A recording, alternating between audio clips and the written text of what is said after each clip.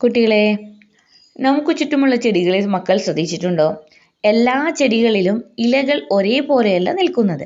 സൂര്യപ്രകാശം പരമാവധി കിട്ടാൻ വേണ്ടിയാണ് ഇലകൾ വ്യത്യസ്ത രീതിയിൽ ക്രമീകരിച്ചിരിക്കുന്നത്.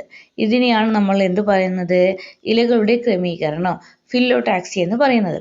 ചിത്രത്തിൽ കാണിച്ചിരിക്കുന്ന 3 രീതികൾ താഴെ പറയുന്നവയാണ്. നമുക്ക് നോക്കാം എന്തൊക്കെയാണെന്ന്. ഒന്നാമത്തതാണ് ഏകാന്തര ക്രമീകരണം, ഓൾട്ടർനേറ്റ് അറേഞ്ച്മെന്റ്. എന്താ ഈ രീതിയിൽ പറയുന്നത്? ഈ രീതിയിൽ തണ്ടിന്റെ ഓരോ ഭാഗത്തു നിന്നും ഒരു ഇല വീതം മാത്രമാണ് ഉണ്ടാവുക. അതായത് ഒരു ഇല ഇടത്തും അടുത്തത് കുറച്ചു മുകളിലായി വലത്തും എന്ന ക്രമത്തിൽ മാറി മാറി വരും. ഉദാഹരണത്തിന് ചെമ്പരത്തി. നല്ലോണം ശ്രദ്ധിച്ചോട്ടാ. രണ്ടാമതാണ് എന്ത്? Opposite arrangement. ഇവിടെ തണ്ടിന്റെ ഒരു ഭാഗത്തു നിന്നു തന്നെ 2 ഇലകൾ വീതം പരസ്പരം വിപരീത ദിശയിലേക്ക് മുഖാമുഖം വരുന്നുണ്ട്. ഉദാഹരണം തുളസി, പേരാൽ. മൂന്നാമത്താണ് എന്ത്? Hold arrangement. തണ്ടിന്റെ ഒരു ഭാഗത്തു നിന്നു തന്നെ 2ൽ കൂടുതൽ ഇലകൾ ഒരു വട്ടം പോലെ, ഒരു കൂട്ടം പോലെ വിടർന്നു നിൽക്കുന്ന രീതിയാണ് ഏത്? Hold arrangement. അതിന് ഉദാഹരണമാണ് അലസി. ചിത്രത്തിൽ കാണിച്ചിരിക്കുന്നുണ്ട്. ഓക്കെ അല്ലേ? എന്തിനെങ്ങനെയൊക്കെ ചെയ്യുന്നത്? സൂര്യപ്രകാശം ഒരിടത്ത് മാത്രം തങ്ങാതെ എല്ലാ ഇലകളിലും ഒരേപോലെ കിട്ടാനാണ് പ്രകൃതി ഇലകളെ ഇങ്ങനെ ഭംഗിയായി അടുക്കി വെച്ചിരിക്കുന്നത്. ഓരോ ചെടിക്കും തനിക്ക് കിട്ടുന്ന വെട്ടം പരമാവധി പ്രയോജനപ്പെടുത്താൻ അവർ ശ്രമിക്കുന്നു. അപ്പോൾ മക്കൾ എന്ത് ചെയ്യണം? കുട്ടികളുടെ ഒരു ബുക്ക് എടുക്കുക, ഒരു നോട്ട് എടുക്കുക, കുട്ടികളുടെ പരിസരം നോക്കുക, അവിടെയുള്ള ചെടികളെ നിരീക്ഷിക്കുക, എന്നിട്ട് 3 ടേബിൾ ആക്കുക. ഓക്കെ, എന്നിട്ട് എന്ത് എഴുതണം? Alternate arrangement, opposite arrangement, hold arrangement. ഇങ്ങനെ എഴുതിയിട്ട് ഓരോ ചെടികളും ഏതിലാണ് വരുന്നതെന്ന് കുറച്ചുകൂടി ഉദാഹരണങ്ങൾ എഴുതിയിട്ട് വെക്കണം. ഇത്രയും മനസ്സിലായോ?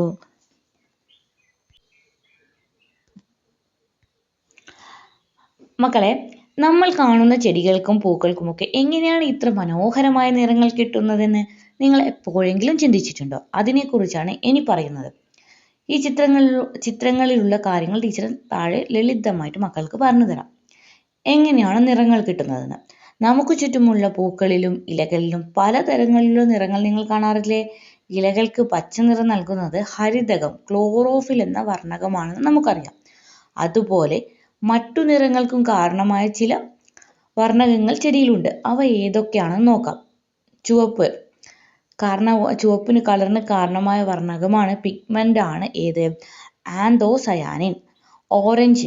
ഓറഞ്ച് നിറത്തിന് കാരണമായ വർണ്ണകം, പിഗ്മെന്റ് ആണ് ആര്? കരോട്ടീൻ.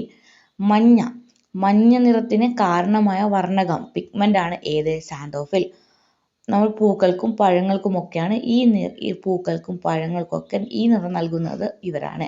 ഓറഞ്ച് നിറമാണെങ്കിൽ കരോട്ടീൻ. നമ്മുടെ ക്യാരറ്റിന് ഓറഞ്ച് നിറം നൽകുന്ന പിഗ്മെന്റ് ഏതാ മക്കളെ? കരോട്ടീൻ. സാന്തോഫിൽ. മഞ്ഞ നിറം നൽകുന്നത് സാന്തോഫിൽ. ആന്തോസയാനിൻ ചുവപ്പ് നിറം നൽകുന്നത്. ഇനി ഇലക്കുള്ളിൽ ഒളിഞ്ഞിരിക്കുന്ന നിറങ്ങൾ നോക്കാം നമുക്ക്. മക്കളെ, ഇലക്ക് പൊതുവെ പച്ച നിറമാണെങ്കിലും ചില ഇലകൾ മറ്റു നിറങ്ങൾ കൂടി കാണാറില്ലേ? ഉദാഹരണത്തിന് ചുവന്ന ചീര. ഇതിനെക്കുറിച്ച് ഒരു ചെറിയ പരീക്ഷണം ചെയ്യാനാണ് ഈ ഭാഗം പറയുന്നത്. പരീക്ഷണം: ഒരു വെള്ള കടലാസ് എടുക്കുക. അതിലൊരു ചുവന്ന ചീരയില നന്നായി തേച്ച് നോക്കൂ. കടലാസിൽ ചുവപ്പ് നിറം വരുന്നത് കാണാം. എന്താണ് കണ്ടെത്തല്? ഇലകളിൽ പച്ച നിറം നൽകുന്ന ഹരിതകം ഉണ്ടെങ്കിലും ചില ഇലകളിൽ മറ്റു വർണ്ണകങ്ങൾ, ഉദാഹരണത്തിന് ചുവപ്പിന് കാരണമായ ആന്തോസയാനിൻ കൂടുതലുള്ളത് കൊണ്ടാണ് അവ ആ നിറത്തിൽ കാണപ്പെടുന്നത്. ഇവിടെ പട്ടികയുണ്ട്, പൂരിപ്പിക്കേണ്ടത് ഇങ്ങനെയാണ്. സസ്യം ഏതാണ്? ചീര. ഇലയുടെ നിറം ചുവപ്പ്. പേപ്പറിൽ കണ്ട നിറം ചുവപ്പ്.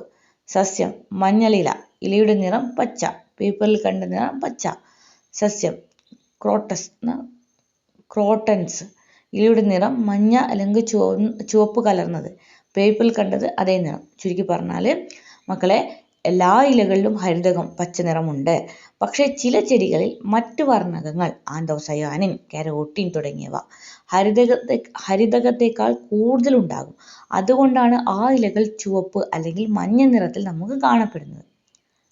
ഇത് മനസ്സിലായോ മക്കൾക്ക്?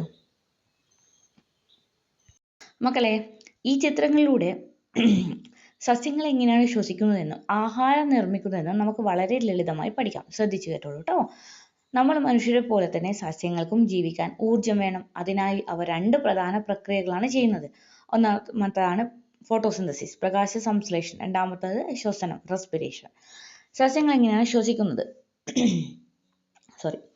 പലപ്പോഴും നമ്മൾ വിചാരിക്കുന്നത് സസ്യങ്ങൾ പകൽ കാർബൺ ഡൈ ഓക്സൈഡ് എടുക്കുന്നു, രാത്രി ഓക്സിജൻ എടുക്കുന്നു എന്നതാണ്. എന്നാൽ അത് പൂർണ്ണമായും ശരിയല്ല. ശ്വസനം, റെസ്പിറേഷൻ.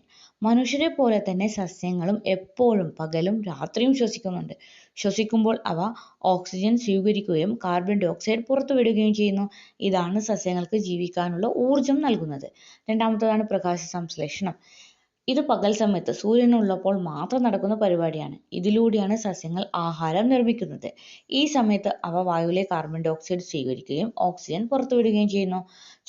ചുരുക്കി പറഞ്ഞാൽ പകൽ സമയത്ത് സസ്യങ്ങൾ പുറത്തുവിടുന്ന ഓക്സിജന്റെ അളവ് വളരെ കൂടുതലായതുകൊണ്ടാണ് സസ്യങ്ങൾ ഓക്സിജൻ തരുന്നു എന്ന് നമ്മൾ പറയുന്നത്. ഇനി നമുക്ക് എന്താണ് സ്റ്റൊമാറ്റ എന്ന് നോക്കാം. മക്കളെ, നമ്മൾ മൂക്കിലൂടെയാണല്ലോ ശ്വസിക്കുന്നത്. എന്നാൽ സസ്യങ്ങൾക്ക് നമ്മളെപ്പോലെ മൂക്കില്ല. പകരം അവയുടെ ഇലകളിൽ മൈക്രോസ്കോപ്പിലൂടെ മാത്രം കാണാൻ കഴിയുന്ന ചെറിയ സുഷിരങ്ങളുണ്ട്. ഇവയാണ് നമ്മൾ എന്ത് പറയുന്നത്? സ്റ്റൊമാറ്റ എന്ന് വിളിക്കുന്നത്. ഈ ചെറിയ സുഷിരങ്ങളിലൂടെയാണ് വായു ഇലകൾക്കുള്ളിലേക്ക് കടക്കുന്നതും പുറത്തോട്ടേക്ക് പോകുന്നതും. ഇലയുടെ അടിഭാഗത്താണ് ഇവ കൂടുതലായി കാണപ്പെടുന്നത്. ഇത്രയും മനസ്സിലായോ? ഇനി അന്തരീക്ഷത്തിലെ വായുവിന്റെ അളവ് നോക്കാം നമുക്ക്. നമ്മുടെ ചുറ്റുമുള്ള വായുവിൽ പലതരം വാതകങ്ങളുണ്ട്. ആ പൈ ഡയഗ്രം നോക്കിയാൽ നമുക്കത് മനസ്സിലാവും. ഏറ്റവും കൂടുതലുള്ളത് നൈട്രജൻ ആണ്. രണ്ടാമത്തത് നമുക്ക് ശ്വസിക്കാൻ ആവശ്യമായ ഓക്സിജൻ. വളരെ കുറഞ്ഞ അളവിൽ, ഏകദേശം 0.03% to 0.04% മാത്രമേ ഏതുള്ളൂ? കാർബൺ ഡൈ ഓക്സൈഡ് ഉള്ളൂ.